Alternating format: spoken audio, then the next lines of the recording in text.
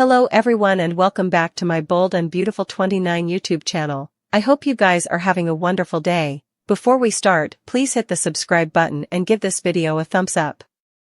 At Bill's house, Poppy was still shaken by the news of Tom's death. Bill entered, saying that Poppy had been inconceivable earlier. She wondered if she could have him to herself a bit longer, but he informed her that he was headed to Forrester to talk to Katie. Bill claimed that he and Katie still had a lot to bandy due to Will having a new family. Poppy advised Bill not to be gone too long because she would miss him. Bill kissed her and left to snare Commodity from the den on his way out of the house.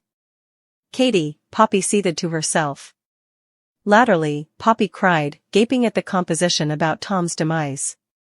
A flashback to a time when they had been youthful played. In it, Tom told her that the former night had been amazing.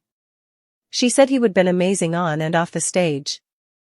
Tom told her that she was his alleviation. Tom said he no way forgot a face, especially one as beautiful as hers. Poppy told him that she would carry a piece of him inside of her ever. Blubbing, in the present, Poppy said, "I am so sorry, Tom. I am so sorry." Poppy cried, recalling Tom saying it was time Luna knew the verity. In the design office, Katie complimented Paris, and Paris showed off her ring. Katie noted that the engagement between Paris and Thomas had come as a bit of a shock to Katie. Paris assumed the swiftness of the engagement concerned Katie, but Paris said she would learn the hard way about committing to someone who was not completely committed to her. Paris did not want to go down that road again and had been fully upfront with Thomas about it. Katie wondered if Thomas had been fully upfront about Hope being his everything until Paris had come his everything. Paris said Thomas had been open and honest about his passions for Hope.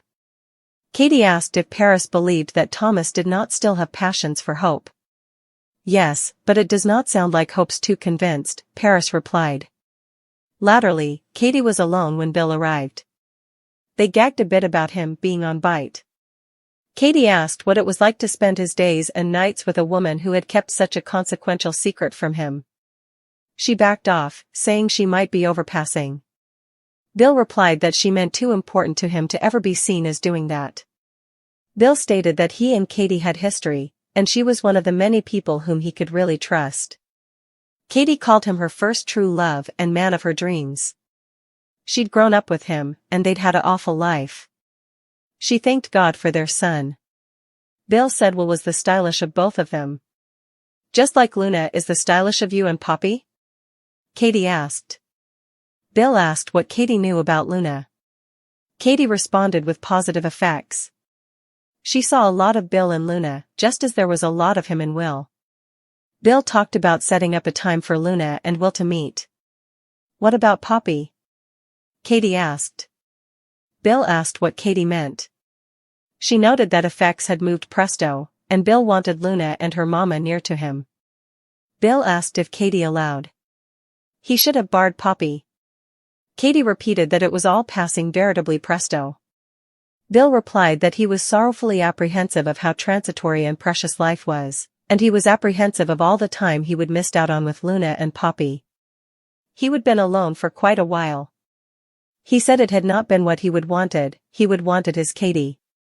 Stammering, Katie asked why Bill would talk that way when Poppy was living in his house and he'd passions for Poppy. Bill replied that he did because Poppy had given him a son. Katie added that Poppy was also in love with him, and it was really hard for Katie. She stated that she felt like a busybody in her own home. She said she felt like she was not allowed to be in the home, our home, where they'd raised Will. She said she had amazing recollections of them there. Bill replied that he did, too, and always would. He asked what was really going on. Katie stated that she had not realized or wanted to admit how delicate the situation was with Luna and Poppy, and Katie did not trust Poppy. There was Commodity Katie could not put her cutlet on, and she wanted Bill to be careful.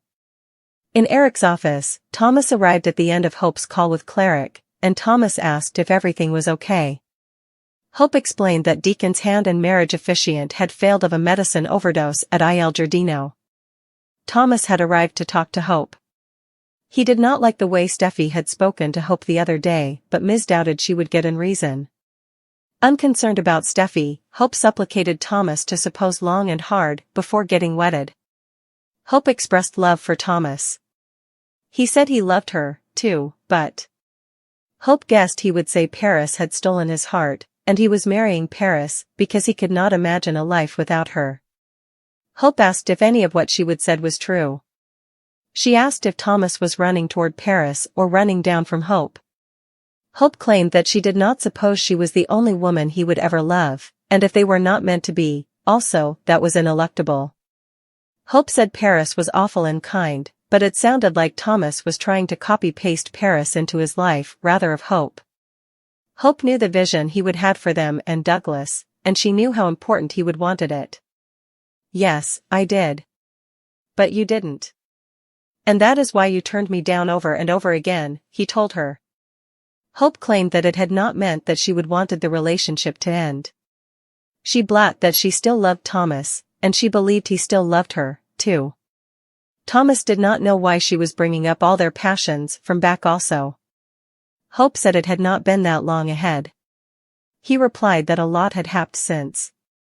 Hope claimed it bothered her that Thomas's life had changed so snappily and that he would virtually run from her to Paris. Hope said, I suppose you're running from your passions. I suppose you wanted to put me and what we participated before in the history, so presto, because you just did not want to deal with it. He yelled that she had not wanted to marry him, so he would had to move on.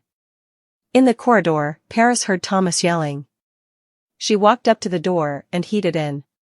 Thomas said he would set up Paris, and they'd been there for each other.